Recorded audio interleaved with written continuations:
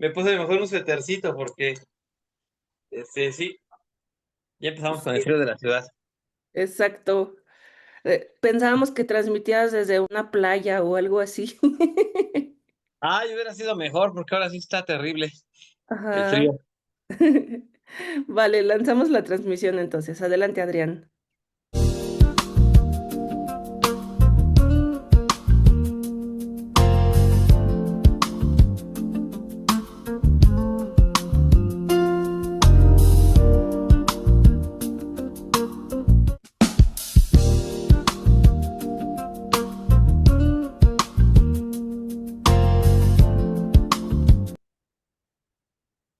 ¿Qué tal? Muy buenos días a todas y a todos. Bienvenidos a una nueva emisión de Café con Derecho, tu cita legal con shot extra de aprendizaje jurídico.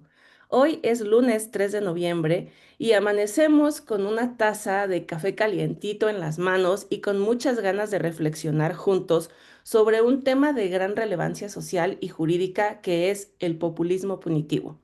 Vivimos tiempos en los que la seguridad y la justicia están en el centro del debate público y por eso vale la pena analizar con una mirada crítica lo que esto significa, los enfoques sobre castigar más y ciertas políticas. Por ello, para conversar de este gran tema, me da el honor tremendo y tantísimo gusto de recibir en este episodio al doctor Alejandro Navatovar, quien es profesor e investigador y quien nos compartirá su visión sobre cómo el derecho penal se ve influenciado por discursos políticos y sociales. Así que prepárense con una taza de café, pónganse cómodos en esta fría mañana, pero disfrutemos, eso sí, del capítulo 42 de Café con Derecho. Bienvenidos. Querido doctor Alejandro, ¿cómo estás? Muy buenos días, Yesenia, es un gusto estar aquí. Muchas gracias por haberme invitado y pues también le doy un saludo a todas las personas que se conectaron temprano, en esta mañana fría para hablar sobre un tema igualmente frío. Sí, igualmente frío, pero por demás interesante, porque además en este fin de semana, o sea, nos cayó como anillo al dedo este tema, ¿no? Porque este fin de semana han pasado cosas, pero antes de entrar justamente en materia, queremos conocer un poco más de Alejandro Nava y saber, ¿toma café, no toma café? O cuando Alejandro Nava despierta, ¿qué toma? ¿Cuál es la rutina matutina? Tomo jugo de naranja porque no bebo café ni tampoco mucho té. Nunca me gustó el sabor del café, debo decirlo, pero tomo mucho jugo para estar hiperactivo y resistir a las clases de las mañanas. Muy bien. Encuentras ese efecto de la cafeína en otra sustancia, ¿no? Volteando a ver a la naranja. Exacto. Oye, pero Así por es. ejemplo, en nuestro auditorio muchos te conocen, muchos somos fan y te Ah, hemos gracias. leído. La duda es también cuando tú te pones a escribir y escribir para sacar todos esos libros que me imagino te dan noches y madrugadas también, no tomas jugo de naranja. Por ejemplo, sacando tesis, libros y eso, ya que tomas para aguantar la desvelada. Eh, yo creo que muchas bebidas azucaradas porque tampoco bebo alcohol. No sé si el alcohol me hubiese ayudado a escribir mejor o peor, no lo sé, pero al menos intento tener algo que active mi cerebro. Y en ese sentido, algunas bebidas azucaradas yo creo que me han servido para esas noches y madrugadas sobre todo, ¿no? En la que me he dedicado a veces muchas de mis traducciones que he hecho han sido en las madrugadas. Entonces, pues siempre tomo bebidas o algo con mucho azúcar. Pero bueno, ya me prometí no beber tanta azúcar ni tomar tanta azúcar. ¿Cuál es tu pecado de bebida azucarada? Puedes decir el nombre, no te preocupes. Yo creo que sin duda alguna los Boings. Ah, claro, a mí me encanta el de A lo más guayaba. azucarado posible. ¿Cuál es tu sabor favorito en Boing? Guayaba y mango. Exacto, Primero sí. guayaba y segundo mango. O sea, las más azucaradas posibles. Sí, pero son muy ricas, Sí. valen la pena. Y sí, justo para estar escribiendo, pues vale mucho la pena. Mira, tenemos invitado Manda especial saludos a también. Mateo, a todos que anda aquí, Mateo, de juguetón. Ay, sí, Mateo es un lindo, qué bueno que está por ahí. Sí, Muy sí, bien, pues acá estamos. bienvenidos todos también, quienes están en Facebook y en TikTok. Ayúdenos por favor a compartir esta transmisión. Saludos a Chalis por allá y aquí a mis queridos Elías, Joana, Oswaldo, a Sonia y bueno, a todas las personas que muy puntuales están aquí conectados en este lunes pospuente o lunes aún de puente para algunas personas. Vamos a empezar a platicar con nuestro querido Alejandro Navatobar sobre este tema de populismo punitivo. Fíjate, Alejandro, que tal vez para algunas personas ya conocedoras del concepto y para otras tal vez nuevo, Sí, justo cuando vieron el flyer me preguntaban, ¿qué es populismo punitivo?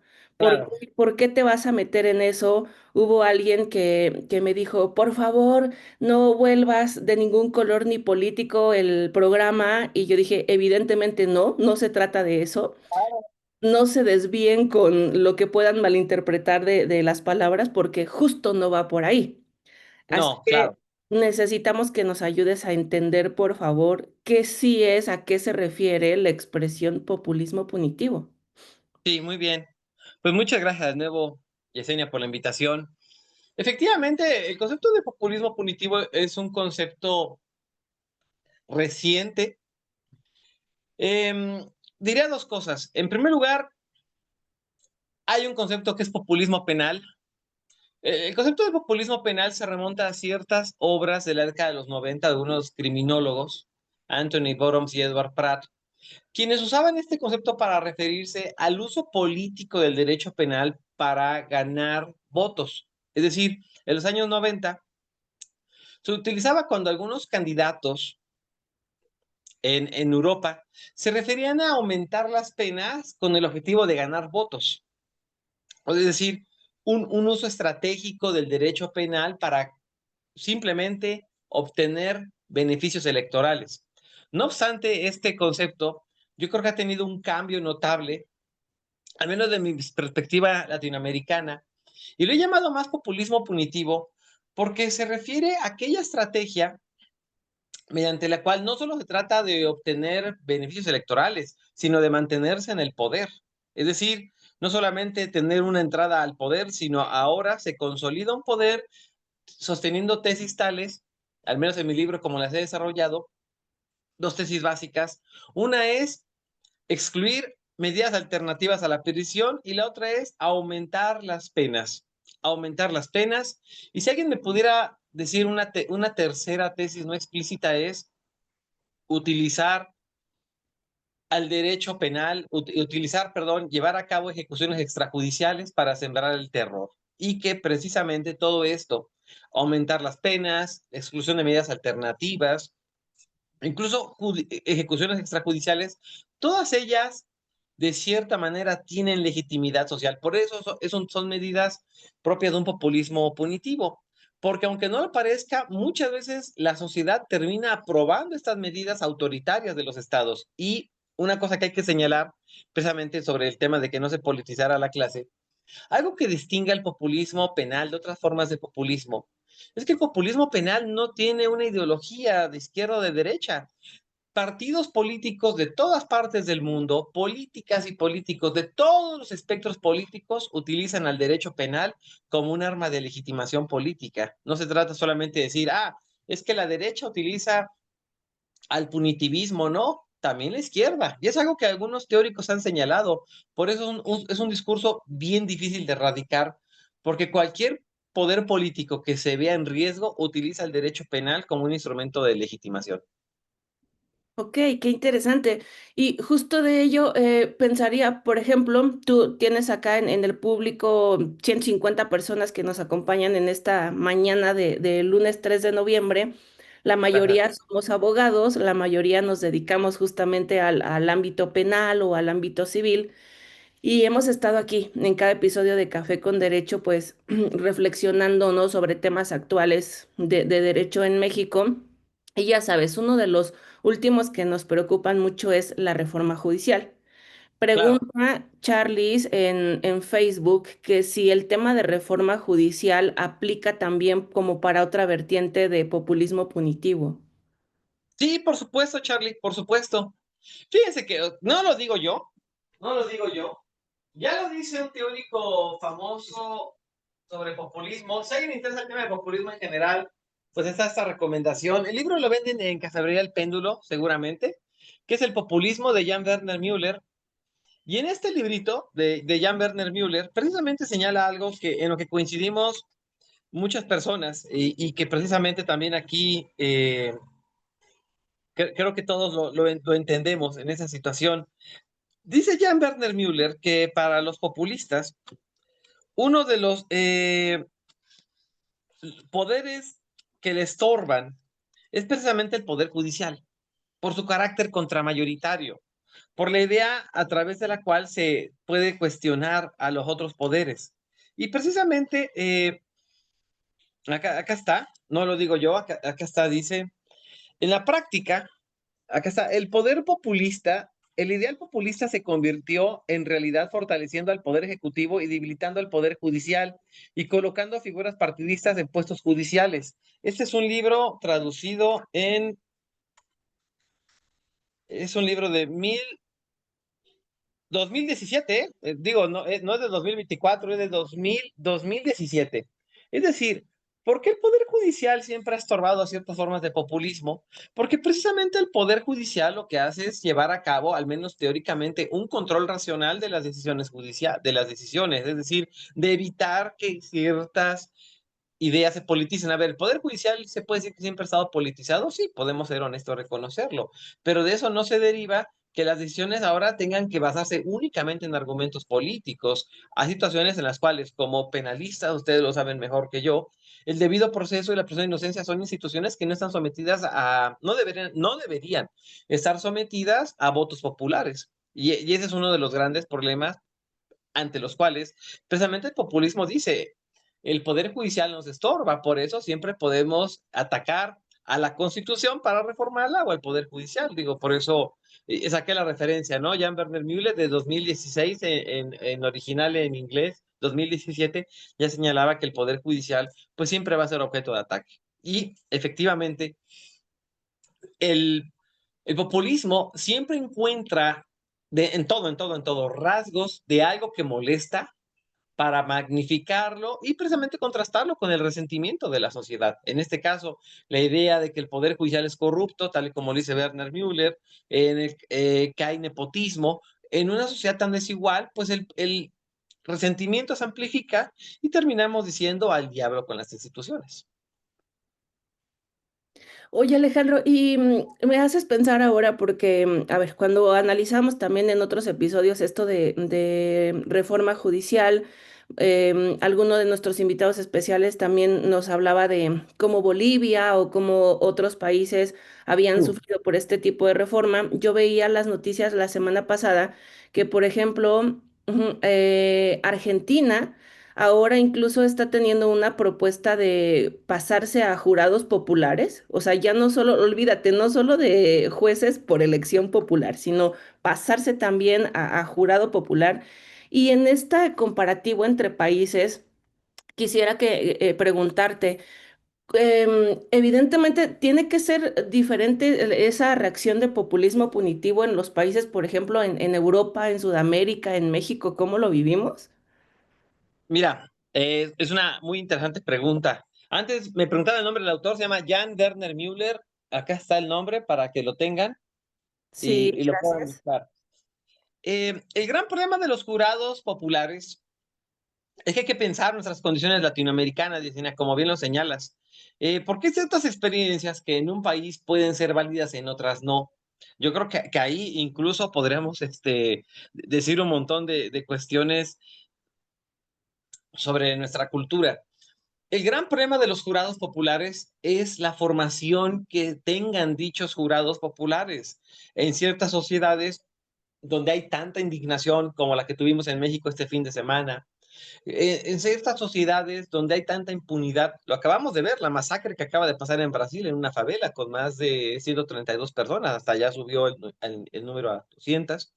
Precisamente, ¿qué jurado popular te va a tocar? Si te toca un jurado popular que leyó de la A a la Z, las reglas del discurso de Robert Alexi, pues entenderá que hay situaciones que son irracionales y todo ello. A la gente no le interesa Alexi, la gente le interesa el resentimiento, le interesa que la presión política no le afecte. Creo que todos aquí, en este momento tenemos redes sociales, o casi todos, eh, Y el gran problema que vemos es el siguiente. Ante tanta impunidad, ¿qué tipo de jurado vamos a tener? Si lo vemos en redes sociales, que si alguien pone, oigan, más garantismo penal para los delincuentes y te dicen, oye, delincuentes no tienen derechos.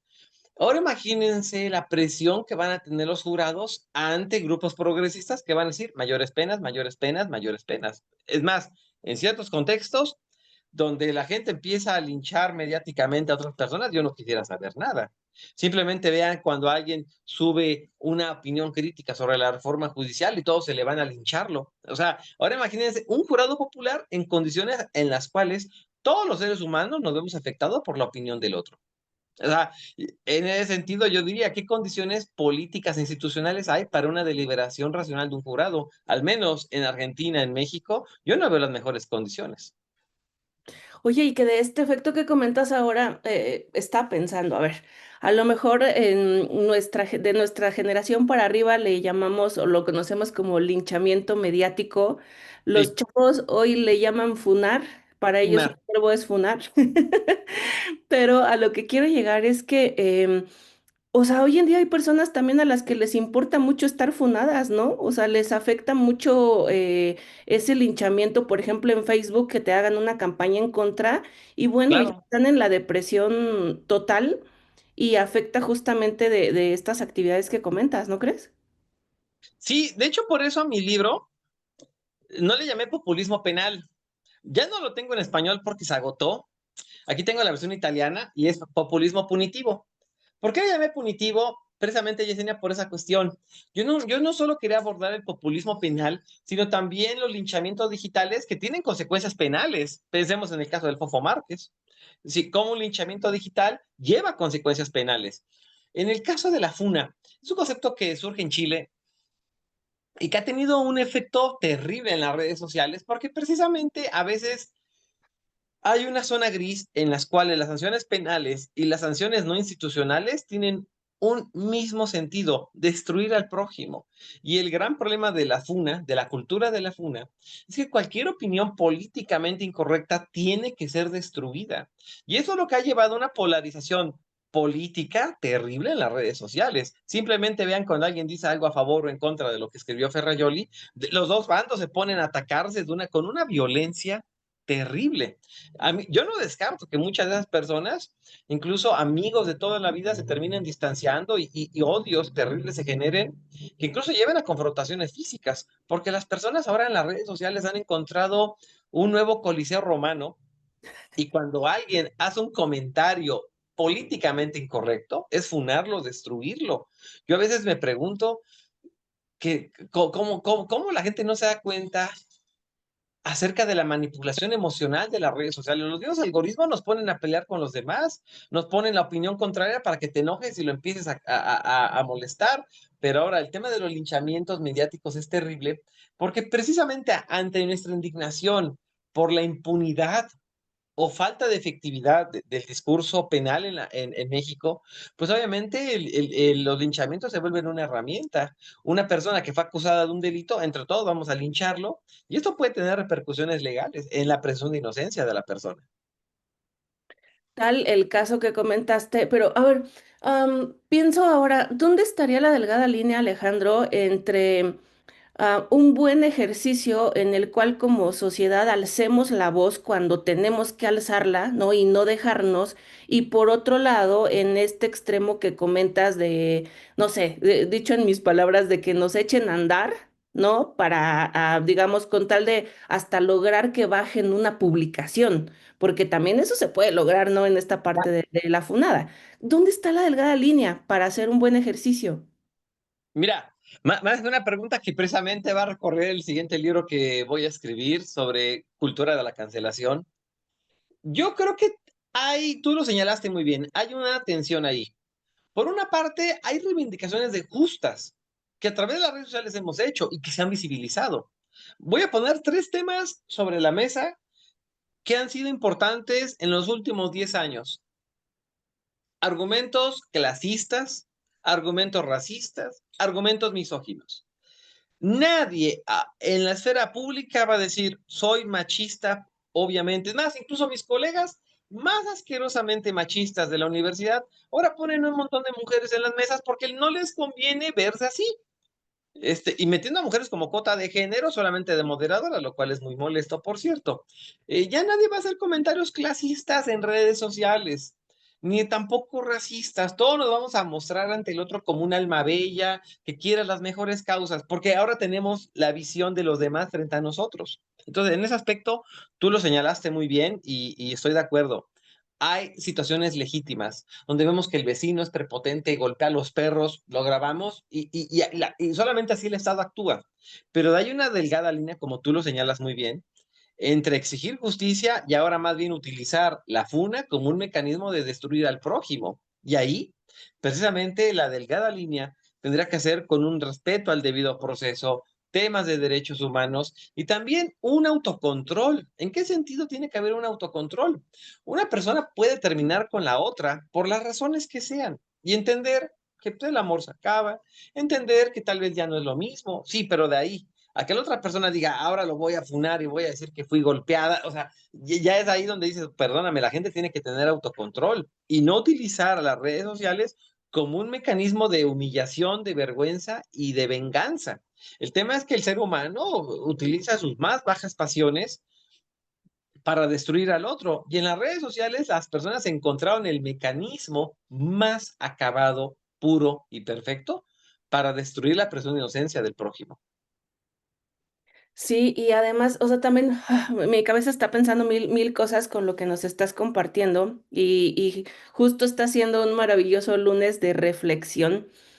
A ver, por un lado también tenemos este ejercicio exagerado de funar, ¿no? Y de linchamiento mediático, pero estoy recordando un poco de estos casos en Campeche que surgen en contra de principalmente una persona periodista que había sacado alguna nota contra la gobernadora y entonces, ¡pum!, me la mandan a la esquina. Incluso tiene ya procedimientos legales en contra y que luego estaba leyendo también existe ahora una iniciativa a donde tenemos prohibido hacer memes y hacer mención de cualquier político o persona gobernante en su contra. O sea, incluso la iniciativa dice cualquier mención. O sea, ¿te imaginas? Tú, experto también en argumentación jurídica, lo que la expresión dice cualquier mención es, pues ya es una mordaza totalmente, ¿no? O sea, no me están dejando Totalmente. nada. Totalmente. A ver, yo siempre lo he dicho y lo he sostenido en muchos lugares. La libertad de expresión debe tener ciertas restricciones, no es absoluta. Pero precisamente el hecho de que tenga restricciones es lo que permite a los gobiernos autoritarios ahora sí callar la voz. A ver, en primer lugar yo diría, cualquier persona que esté en la política tiene una esfera de protección menos alta que la de muchas personas privadas por la sencilla razón de que son figuras públicas. A ver, yo también soy profesor, yo también me expongo que ahorita alguien me grabe y diga, ah, el maestro despotricó contra esto, o sea, porque nos exponemos en la esfera pública. Y eso creo que todas las personas, tú, Yesenia, como conductora de un programa, también te expones. O sea, hay que entender esa cuestión. Pero de ahí, de ninguna manera se deduce que alguien tenga que ser ofendido. Ahora, dicho esto, el dilema que tú lo planteas es terrible, porque precisamente en nombre de la protección al honor, ahora los políticos que precisamente están en el poder dicen, ya no quiero memes, cuando, perdónenme, la esencia de lo que llevó al partido actual hegemónico al poder fue hacer memes de los demás, fue destruir su imagen. Yo siempre lo he dicho, la persona que ostenta un cargo público debe estar dispuesta también al escrutinio público. Y no tiene nada de malo eso, no tiene absolutamente nada de malo. Es decir, si antes la resistencia legítima utilizaba esto, ¿por qué ahora, ante el nuevo poder, ya no tiene que haber resistencia ciudadana? Tiene que haber crítica. Y a veces la crítica la hacemos todas y todos con memes, porque es una forma de comunicación actual, es una forma de decirlo. Que a un periodista, a una periodista le pongan 30 días en Twitter escribir, me disculpo, qué jodidos ayuda. O sea, a mí lo que me preocupa mucho de esto que está señalando es cómo ahora, precisamente, y eso hay que decirlo, ¿eh? Siempre la izquierda se ha identificado, gracias Jan Werner Müller, siempre la izquierda se ha identificado con la idea de ampliar la libertad de expresión, pero ahora si se restringe la libertad de expresión, estamos cayendo en posiciones autoritarias, donde ya no puedo decir nada porque entonces me sancionan. Entonces, ¿dónde está mi capacidad de usar la razón en la esfera pública para decir eso que hizo ese diputado está mal, eso que hizo ese senador está mal, eso que el gobernador no actuó a tiempo ante lo que pasó en Europa está mal? Discúlpenme, si no tenemos esa posibilidad de hacer una crítica, entonces, ¿dónde está la protesta? ¿Dónde está precisamente el pensamiento crítico? A menos que alguien me diga, no, es que el pensamiento crítico solamente era contra los otros. Ahora contra nosotros tienes que ser dogmático y callarte. Perdónenme, eso ya no es un juego democrático justo. Claro, pero también ¿no les parece que hay mucha hipocresía social? Porque, Claro, a ver, por ejemplo, ahorita todo el mundo indignado, todos estamos evidentemente indignados con el asesinato atroz al presidente de Uruapan. Pero yo hasta los quiero invitar a hacer este ejercicio.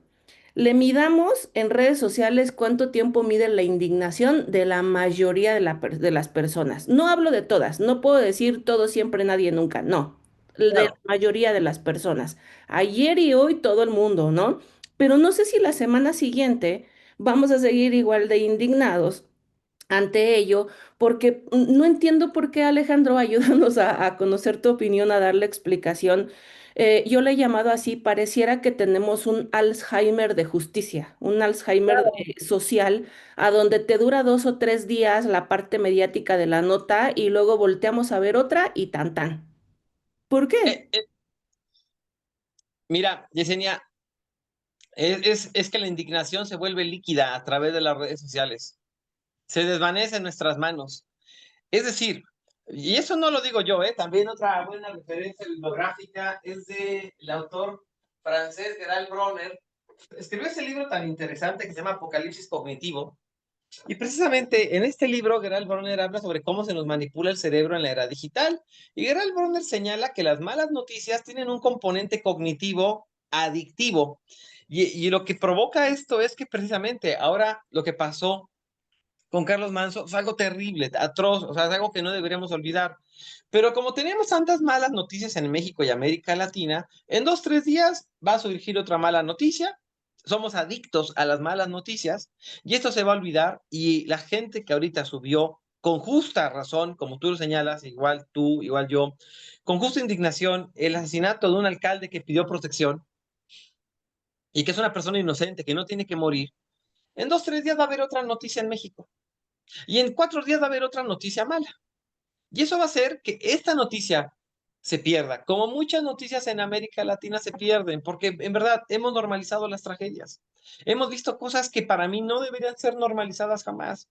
Hemos visto masacres en México, hemos visto asesinatos de adolescentes, hemos visto incluso cómo el narco ha puesto a matarse a las personas entre sí. Y precisamente ese tipo de noticias que nos deberían dar un sentido de moral categórica. Yo siempre le he dicho, ¿por qué soy universalista? Y mucha gente me dice, ay, ¿qué es eso universalismo? Hay cosas que no se pueden justificar. La violencia a la mujer no se puede justificar, el racismo no se puede justificar, pero ante tantas malas noticias como, ahora pasó lo de Uruapan, ahora pasó otra cuestión en Guerrero, ahora pasó un huracán, y precisamente el gobierno va a hacer todo lo posible para que esto se borre. Vimos los comentarios que hizo Taibo hace poco, son comentarios indignantes. Como es aquí Jorge Arturo, la denuncia de violación de Cuauhtémoc Blanco. Pero ¿cómo ahora todo eso se olvida? O sea, ya pocas, ahora cada vez son menos las personas que recuerdan lo que dijo Taibo, que perdónenme, alguien por más que sea de un partido político no puede justificar lo que dijo Taibo sobre la poesía de las mujeres. Es que ya no se puede justificar. Moralmente, seas kantiano, utilitarista, e incluso miembro de un partido, no puedes justificarlo. Pero ¿qué creen? En 2 días va a haber una mala noticia de nuevo. Ahora con lo que pasó con Manso, que es algo trágico, todo lo que dijo Taibo se va a olvidar. Y al rato va a aparecer otra tragedia y la tragedia de Europa se va a olvidar. Y así se van olvidando las tragedias. Lo de Cuauhtémoc Blanco, pues ya nadie se acuerda, ¿no? Vimos incluso personas que están metidas en el feminismo dándole la mano a Cuauhtémoc Blanco. Todo eso se olvida porque en verdad la indignación, ese es el gran problema de las redes sociales. Por una parte puede ser muy violenta y se olvida. Se olvida cuando es selectiva. Se olvida cuando va dirigidas a cierto miembro del poder político. Ahí sí se olvida. Ese es uno de los grandes problemas, Yesenia, que pues a mí me aterran de esta sociedad. Tantas malas noticias, llega un momento donde yo se los digo, yo ya no quiero ni abrir redes sociales de tantas malas noticias porque a mí me afecta el cerebro ya. Yo por eso no tengo TikTok ni Twitter, solamente tengo Facebook e Instagram porque llegó un momento donde a mí ya me estresaba tanta mala noticia. O sea, yo veo también las cuestiones de Gaza y al rato vuelven a ver otras cosas en Gaza. Y llega un momento donde mi indignación se vuelve líquida, ya ni me acuerdo de ciertas cuestiones. Sí, y aparte mi Instagram es de uso personal para fotos de Mateo y Ah, ya. no justamente para ver todas estas noticias atroces, ¿no? Sí, coincido contigo, lo he platicado con otros amigos también en el punto de estar asqueados, ¿no? Yo utilizo esa palabra para mí, ¿eh? Yo a Sí. veces digo asqueada como del tipo de noticias, el algoritmo está tremendo porque luego también ya ni quieres verlo, pero el algoritmo te sigue mandando de ese tipo de Ujú. información. No, y está tremendo. Oigan, pues vamos a hacer un breve comercial y ahora regresamos para seguir hablando de este tema tan interesante de populismo punitivo. No se vayan, por favor. Vale.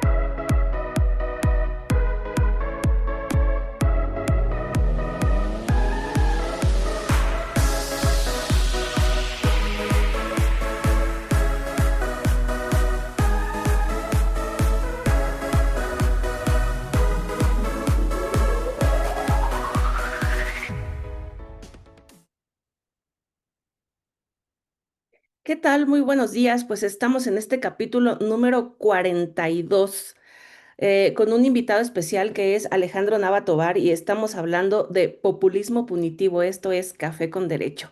Y hemos estado haciendo un análisis muy puntual sobre lo que esto significa y gracias a las precisiones de Alejandro Nava, quien incluso nos ha puesto ejemplos clarísimos de la realidad mexicana sobre de esta figura. Pero justo porque arrancamos la segunda y última parte del programa, Alejandro, nos gusta también pensar en soluciones. Así que quisiera preguntarte ahora, bueno, ¿cómo combatir todo esto?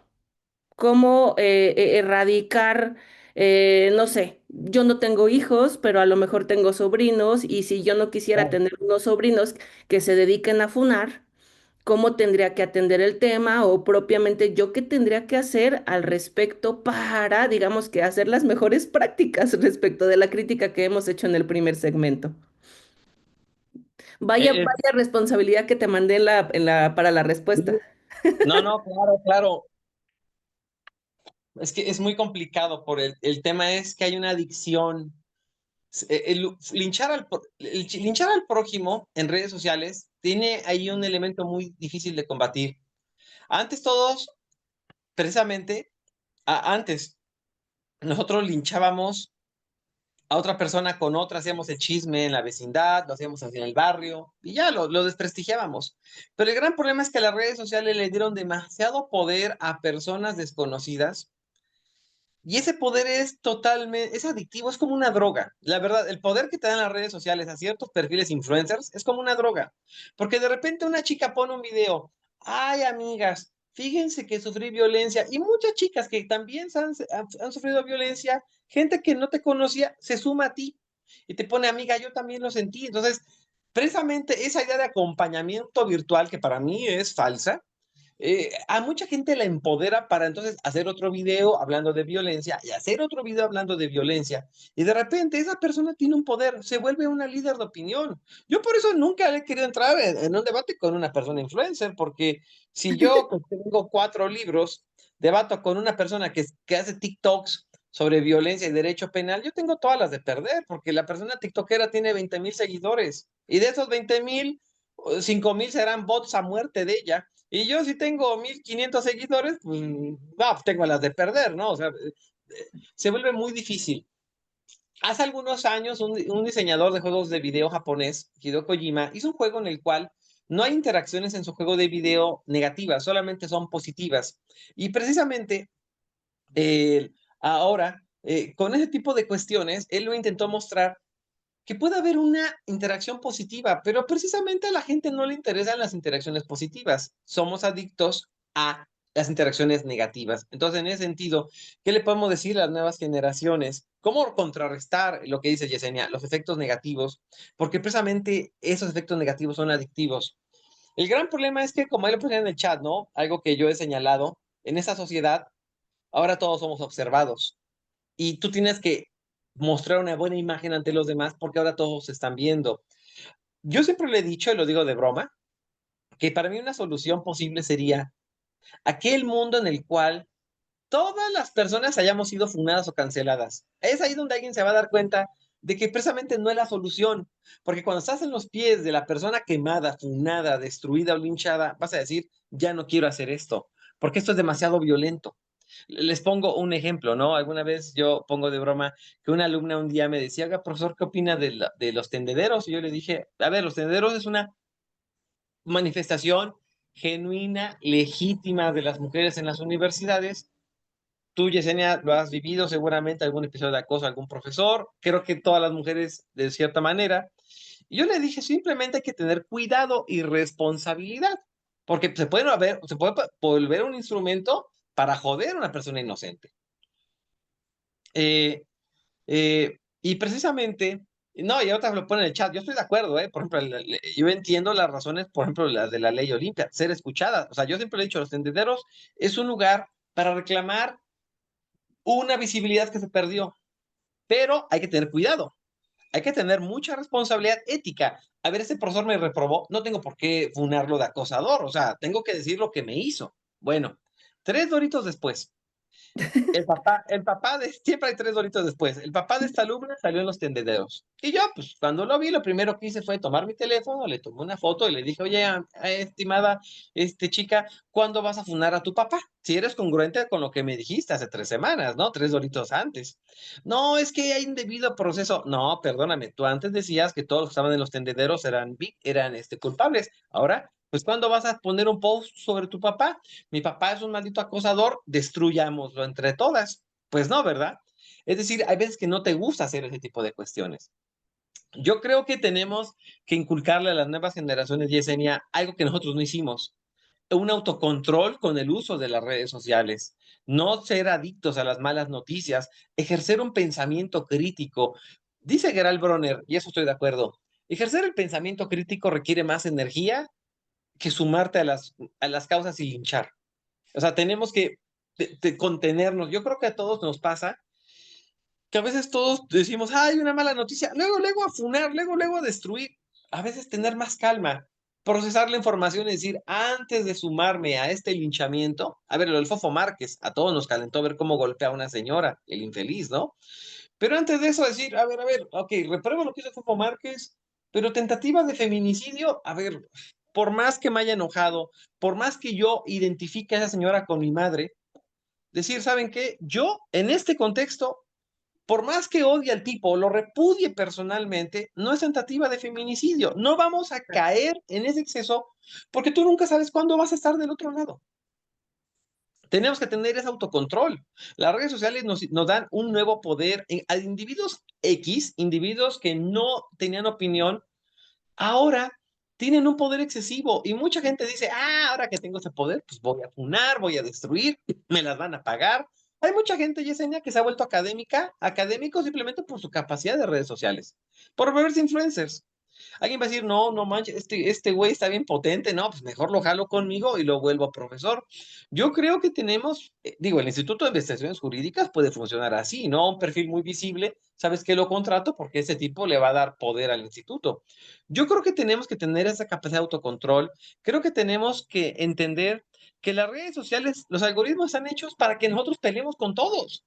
Y precisamente, yo sí lo he dicho, hay que evitar ver ciertos perfiles que a mí me parecen tóxicos. O sea, yo, por ejemplo, veo ciertos perfiles que anda de gente de provocadora. Yo prefiero no verlos porque hace que la gente se enganche en debates. Y la otra persona, si está politizada o tiene un beneficio de algo, pues obviamente no va a ceder a sus argumentos. Es atribuirle mucha racionalidad al oponente en las redes sociales. Por eso yo siempre lo he dicho, las reglas de Alexi no tienen sentido en un debate en Facebook, porque la otra persona ya tiene un interés previo y hay que entenderlo. Hay que ver que precisamente las redes sociales, esta década, 2020-2030, está perdida para la reflexividad crítica, Yesenia. Yo creo que después de 2030 vamos a todos hacer un ejercicio donde vamos a decir, hubo excesos en las redes sociales. Eso es lo que yo creo que hay que pensar. Esta década para las ciencias sociales fue una década casi perdida porque todos nos dedicamos a destruir al otro, no a reflexionar sobre los problemas del presente. El derecho penal, creo que todos lo hemos visto. Por eso es un tema muy relevante para el derecho penal a las redes sociales. Porque el derecho penal pierde su capacidad de ser una contención del poder punitivo y más bien se trepa a la ola de punir. Oye, pero justo pensaba ahorita también en este, o sea, ya en estas soluciones, digamos, que está sugiriendo. Pues por ahí también, por ejemplo, no, igual y no me sé tan de fondo la noticia, pero tengo entendido que Trump, por ejemplo, no está de acuerdo con TikTok y quería censurarlo porque ya no lo estaba controlando. Entonces, a ver, ya se queja porque ya no lo está controlando, pero también es de los principales contratistas de bots. Así que justo también ahí está el ejercicio interesante de cuando se te salen de las cosas de control, ¿no? Cuando se te salen de las manos. Es que tú nunca sabes cuándo el monstruo que generaste se te va a ir encima. Por ejemplo, en el caso de Trump, me gusta mucho el ejemplo que pones, porque Trump tiene su propia red social. Dice, ay, voy a tener esto, pues ahora contraataco. Porque no le gusta a las personas hacer eso. A ver, otro ejemplo mexicano, ¿no? Con Tenoch Huerta empieza a crecer Yalitza el tema de poder prieto. Esa idea de visibilizar a los actores mexicanos que han sido discriminados por su color de piel, clase social. Y un día Tenoch Huerta es acusado por la saxofonista famosa de violencia sexual. Y ahora Tenoch Huerta tuvo un problema, tuvo una depresión, fue una acusación falsa. Una chica que defendía Poder Prieto en Instagram tuvo que cerrar Poder Prieto. ¿Por qué? Porque no te gusta cuando lo mismo que tú haces, ahora te funan. Eso pasó con Poder Prieto. Ahora Poder Prieto ya no existe porque estaban muy moralistas en redes sociales y ahora, ¡pum! Trump, por ejemplo, empieza a atacar con sus discursos clasirracistas, homofóbicos, machistas. Llega un momento donde la gente lo empieza a atacar. Yo tengo mi propia red social. A nadie le gusta ser linchado, a nadie le gusta ser atacado. Por eso yo tengo una crítica, independientemente de cosas partidistas. Todo partido de izquierda, que sea de izquierda genuina, tiene que admitir la crítica fundada. Lo que pasó en Europa, claro que nos da elementos para hacer una crítica fundada, porque lo que pasó en Europa no se puede justificar. Quien no entiende esa parte, quien a pesar de ello diga, ¿sabes qué? Pensamiento crítico contra el opositor, contra mi grupo en el poder, no, esa persona no está ejerciendo el pensamiento crítico, no está ejerciendo autocrítica. Eso me parece que es fanatismo político y yo siempre lo he dicho, con un fanático político yo no converso porque ya está violando de entrada toda posibilidad de un diálogo racional. Sí, con los influencers cerrados, con fanáticos políticos, como mencionas, pero justo de esta invitación al ejercicio crítico verdadero, quiero aprovechar para decirles a ustedes también que mi querido Alejandro Nava tiene por ahí en YouTube una clase de falacias. Te Ah, quiero sí. confesar, Alejandro, que he visto como 5 veces esa clase y me encanta volver a verla y les recomiendo a todos que vayan a YouTube y tecleen Alejandro Nava Tovar y van a poder ver de él varias clases, porque en Sí. esta invitación que haces, Alejandro, de, a ver, vamos a ser críticos, vamos a ser serios, cuidado con las falacias, ¿no? Y cuidado con los ejercicios indebidos a esa pseudocrítica que pues, se podría estar haciendo mal, ¿no? Claro.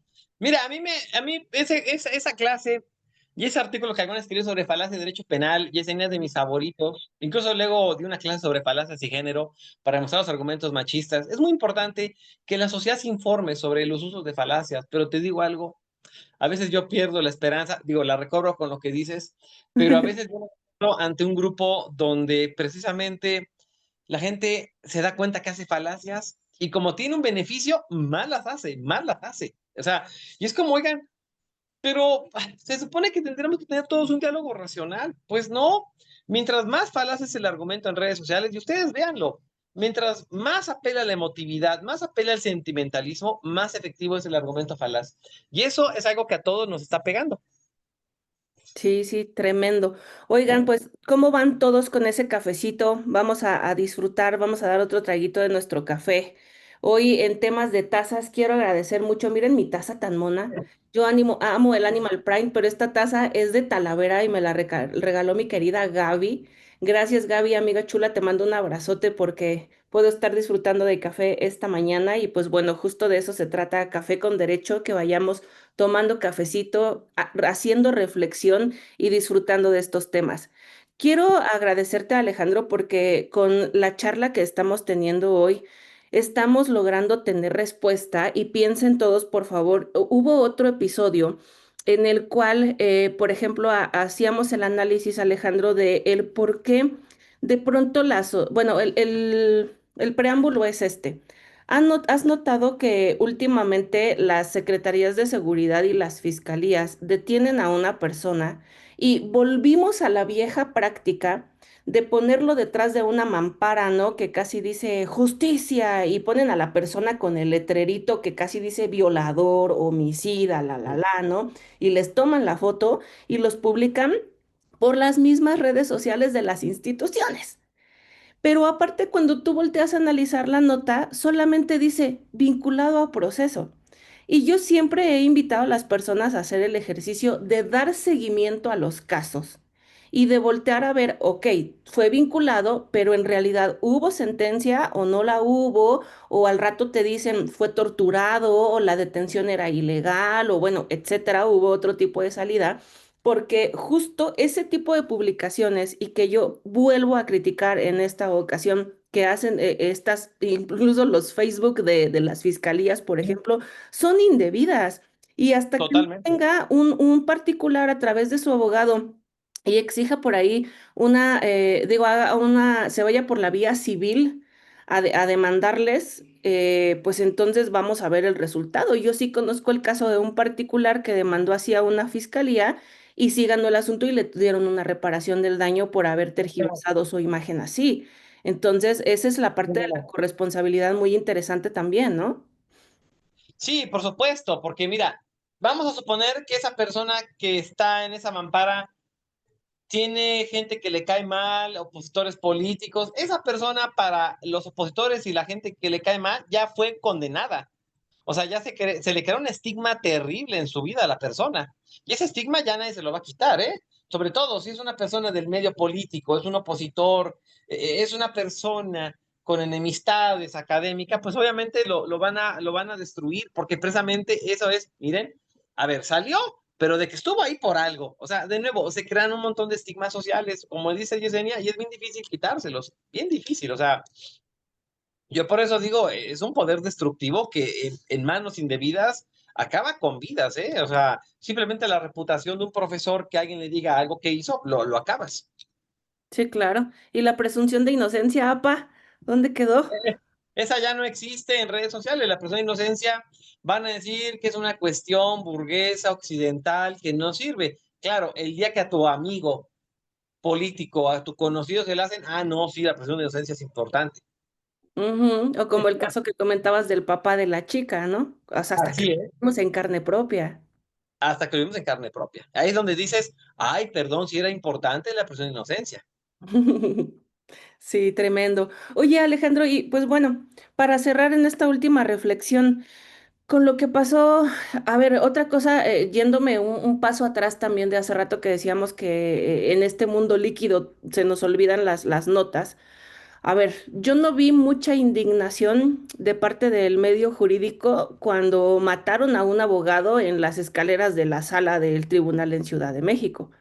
No Así vi es. tanta como No, debiéramos de habernos indignado las y los abogados, de porque acuerdo. esto nos afecta a nosotros fuertemente o sea, en nuestro medio, ¿no?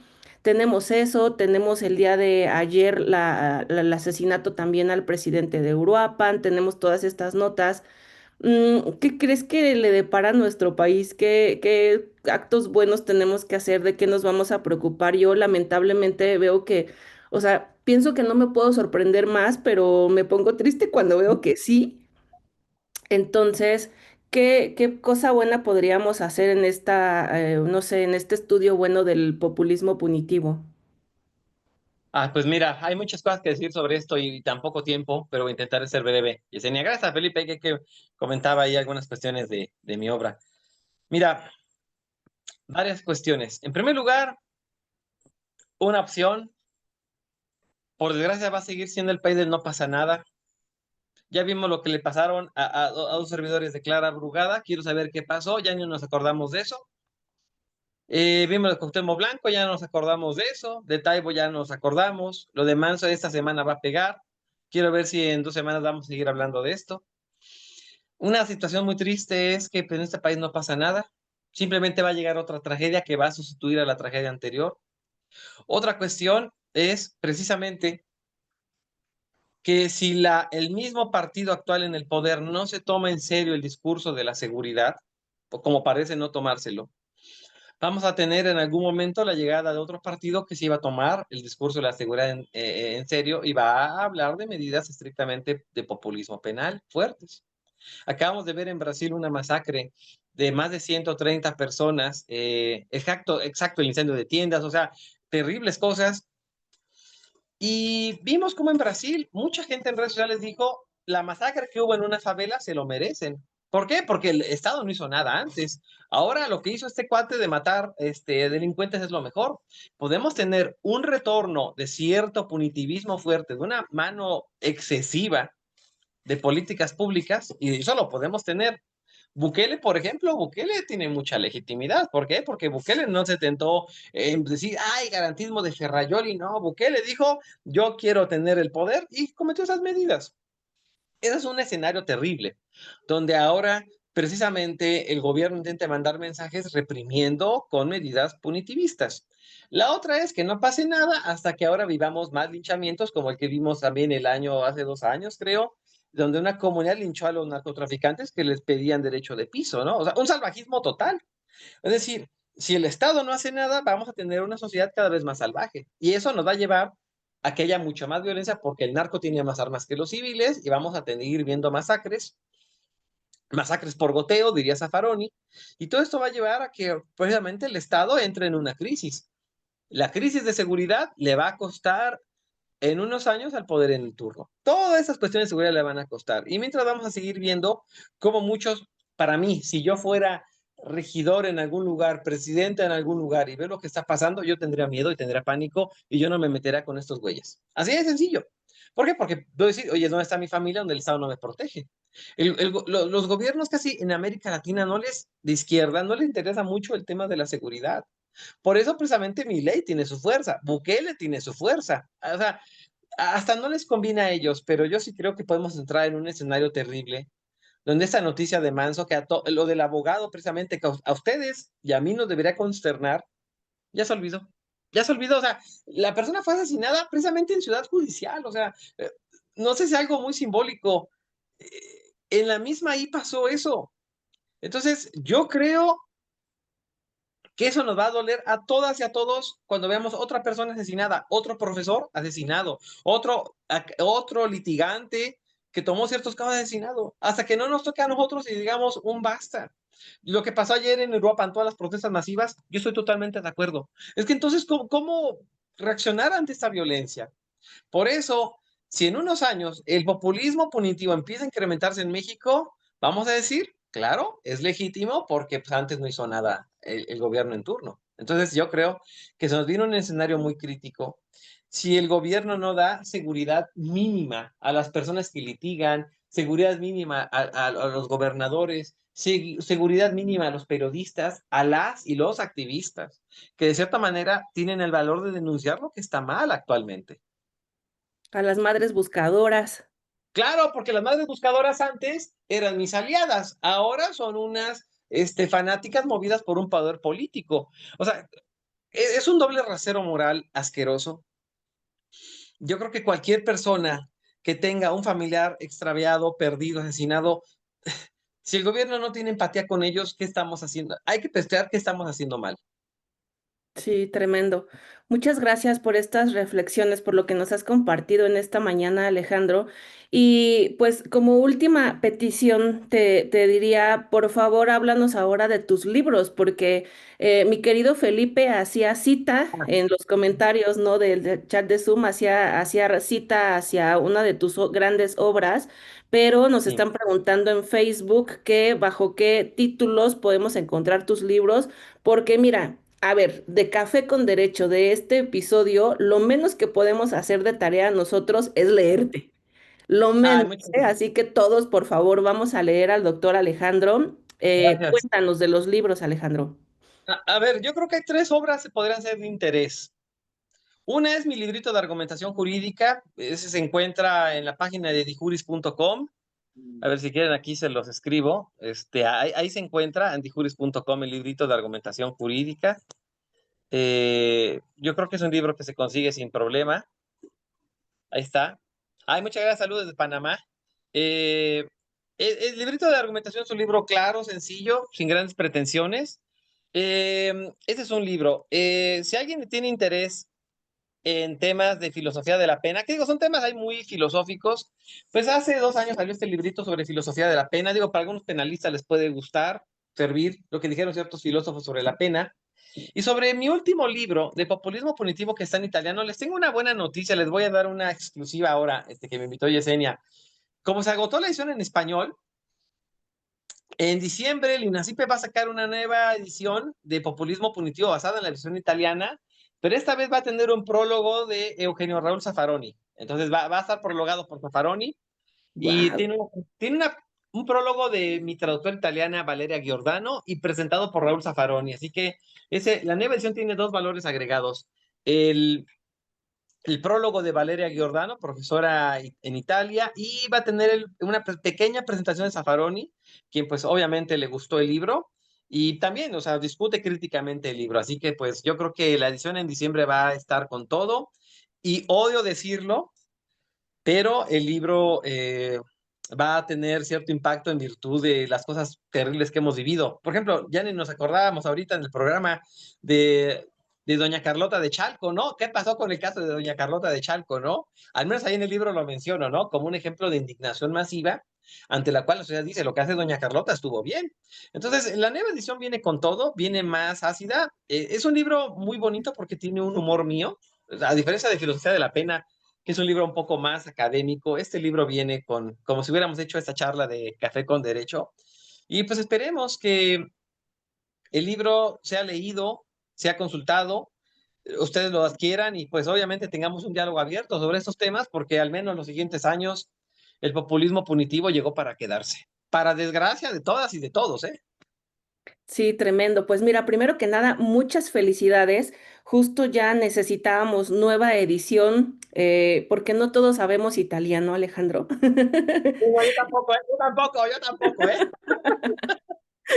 Entonces, qué bueno que viene esa oportunidad de parte del Instituto Nacional de Ciencias Penales de poderte leer de esa manera y además, pues con tremenda presentación de parte de Zaffaroni, pues qué maravilla.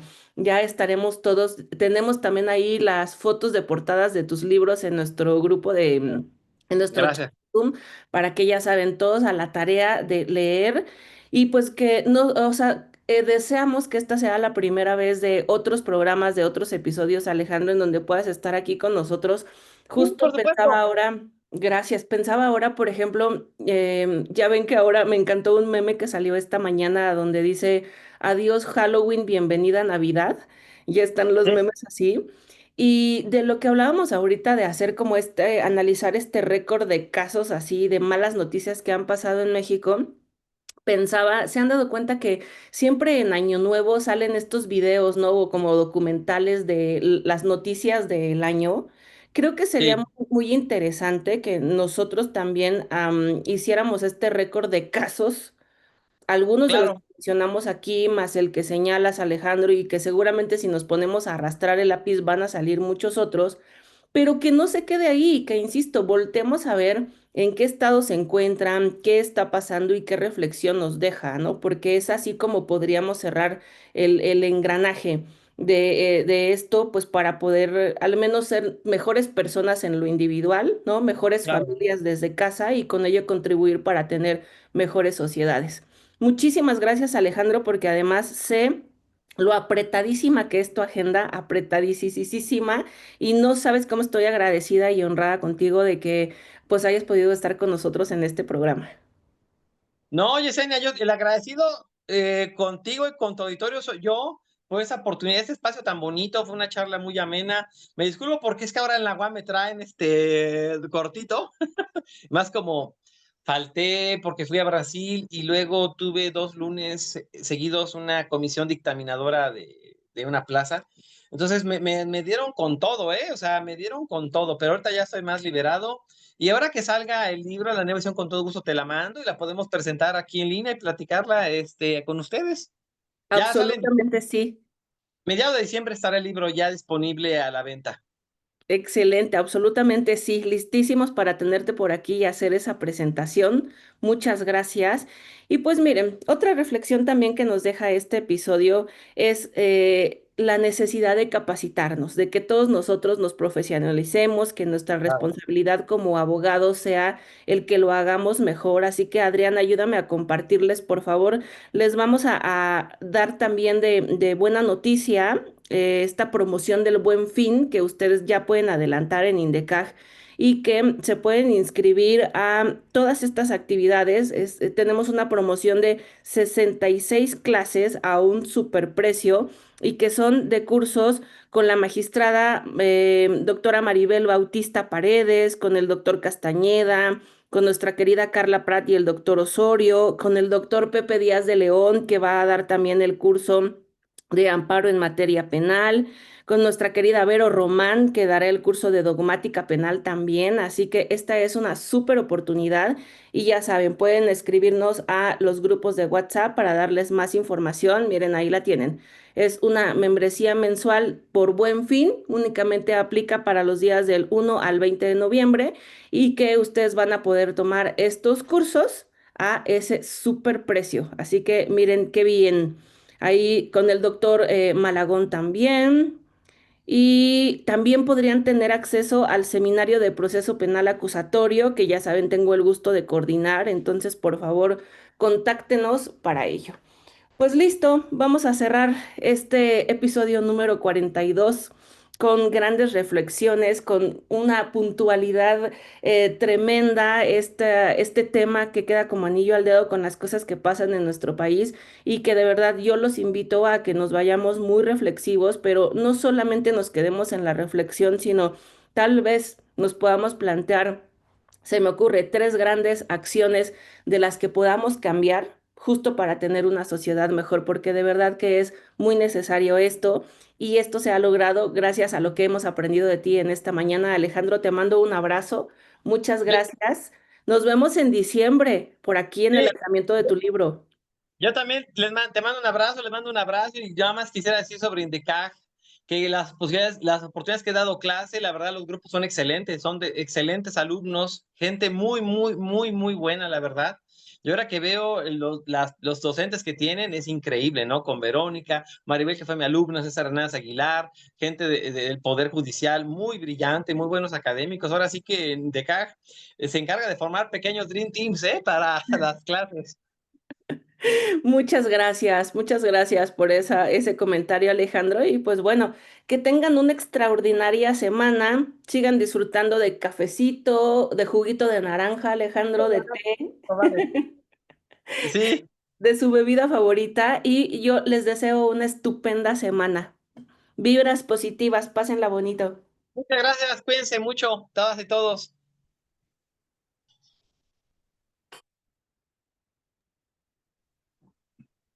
Listo, maestra. Muchas Salimos gracias, entonces. Adrián y Naye. Gracias a todos, don Felipe.